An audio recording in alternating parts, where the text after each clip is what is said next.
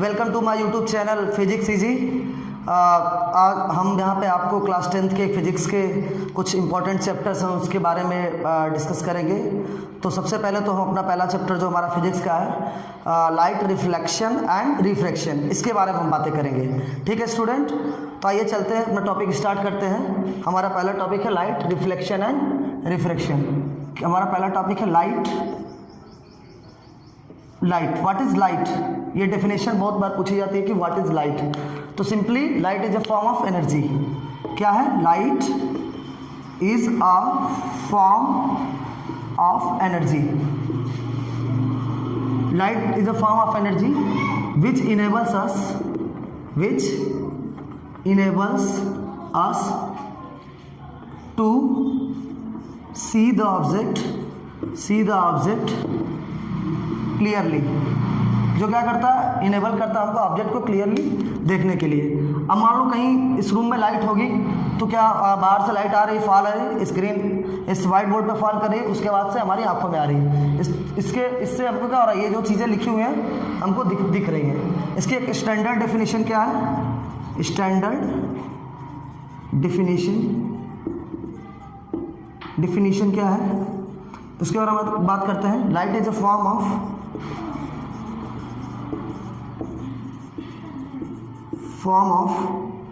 light is a form of electromagnetic radiation with wavelength which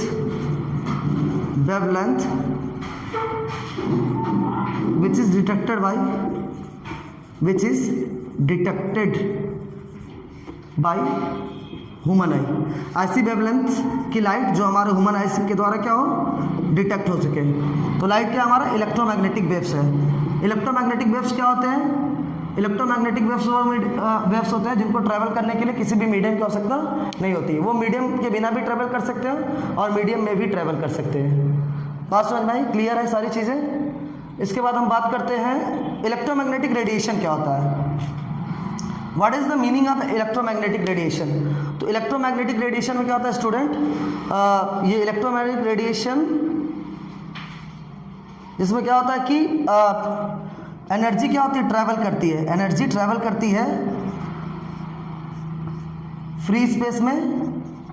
energy travel करती है free space में या फिर मटेरियल मीडियम में। एनर्जी ट्रैवल करती फ्री स्पेस में या मटेरियल मीडियम में in the form of electromagnetic wave. In the form of electromagnetic waves.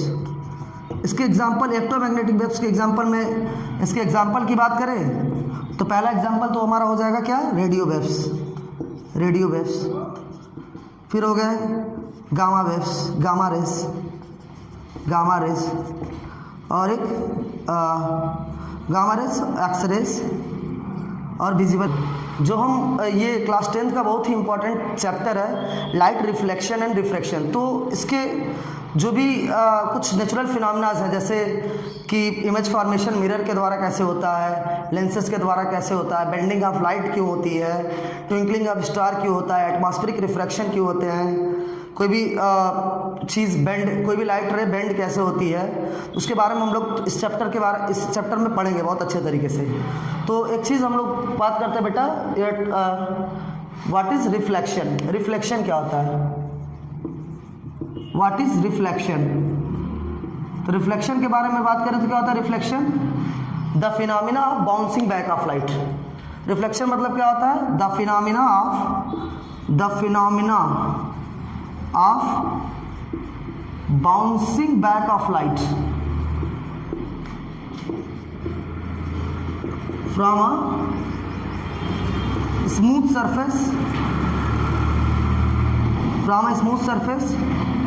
in the same direction।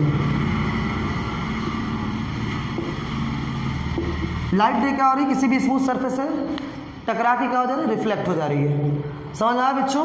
Reflection समझ में आया?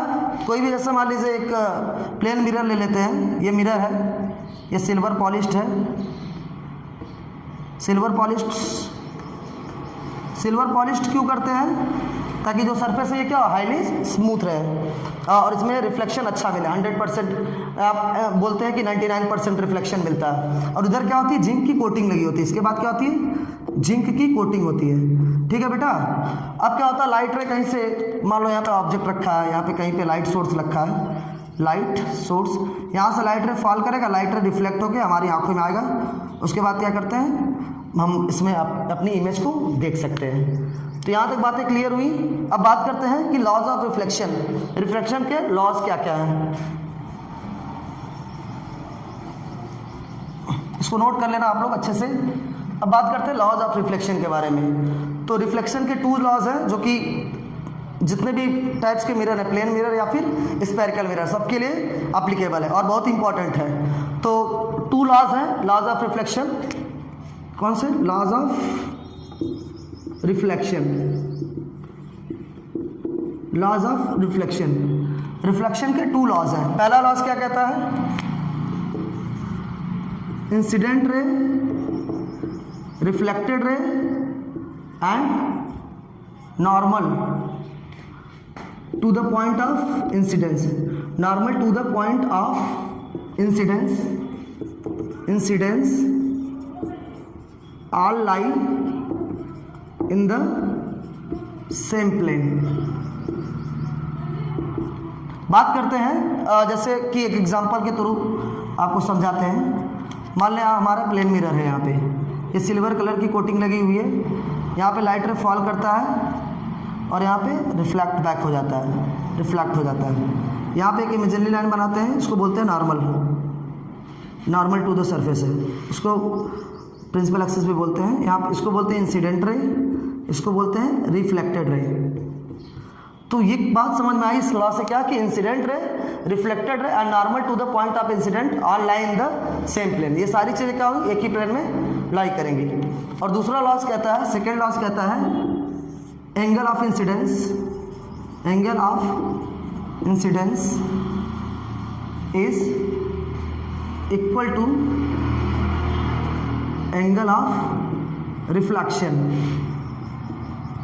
दूसरा लॉस क्या कहता है कि जो एंगल ऑफ इंसिडेंस है, मान लो ये एंगल नॉर्मल के साथ बन रहा आई और यहाँ पे बन रहा नॉर्मल के साथ एंगल आर, तो angle of incidence is equal to angle of reflection. ये चीज़ें, तो ये 2 लॉज हैं। और सबसे बड़ी बात क्या क्वालिटी है 2 लॉज की? होल्ड, ये लॉज होल्ड करते हैं, holds for all types of mirror, all types of mirror. ये सभी तरह के मिरर के लिए होल्ड करते हैं। या फिर मिरर चाहे प्लेन हो, चाहे मिरर क्या हो हमारा स्फेरिकल, स्फेरिकल मिरर हो। बात यहाँ तक क्लियर है बेटा?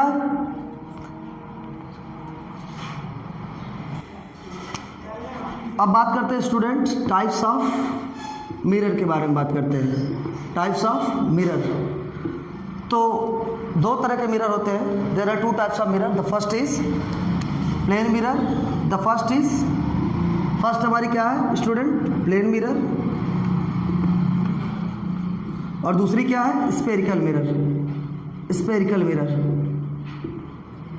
इसके भी 2 टाइप्स होते हैं, इसके भी 2 टाइप्स होते हैं। पहला होता है कॉनकेव मिरर, कॉनकेव मिरर, और दूसरा होता है कॉन्वेक्स मिरर।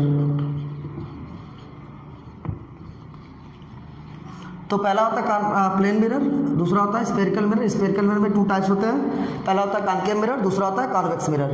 तो पहले तो हम प्लेन मिरर के बारे में पढ़ते हैं। प्लेन मिरर होता क्या है, इसकी इमेज फॉर्मेशन कैसी बनती है और इमेज की कैरेक्टरिस्टिक क्या होती है।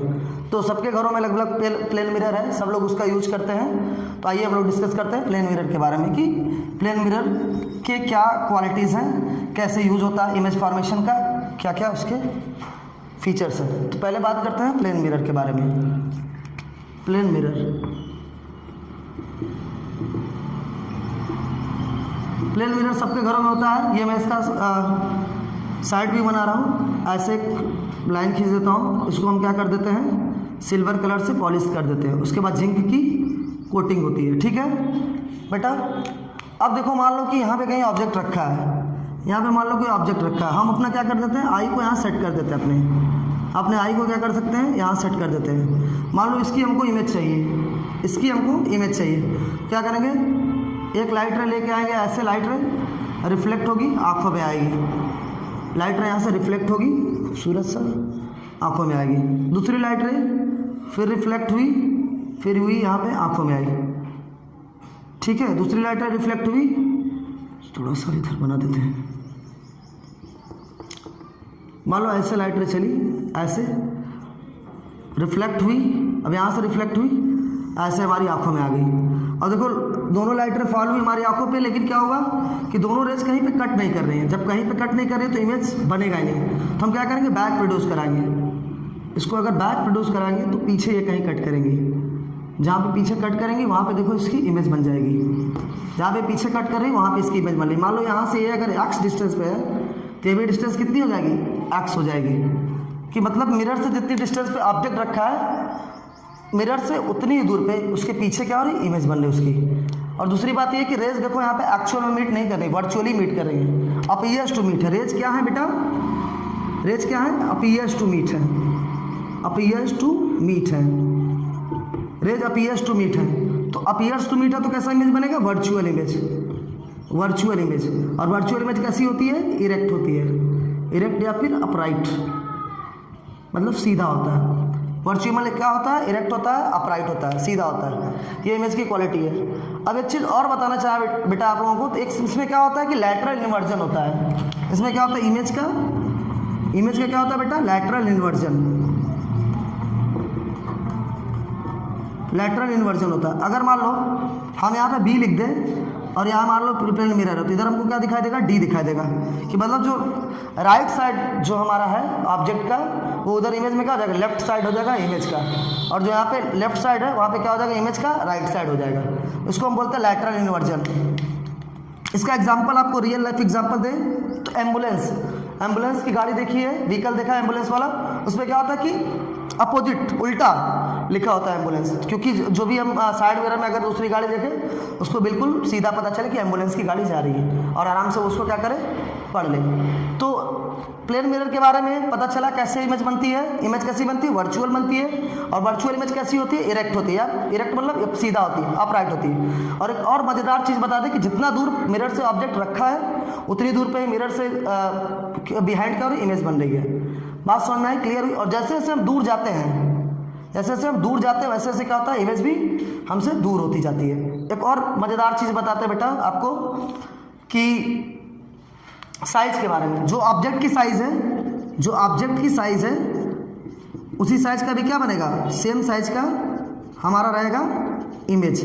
इमेज की साइज़ क्या रहेगी बेटा, सेम रहेगी। जो हमारा क्या है, सेम साइज का ऑब्जेक्ट है। अब बात करते हैं, एक क्वेश्चन पूछा जाता है आपके, कई बार बोर्ड में भी पूछा गया है, उसको हम बता देते हैं यहाँ पे, इधर कोने में थोड़ा सा कॉर्नर पे।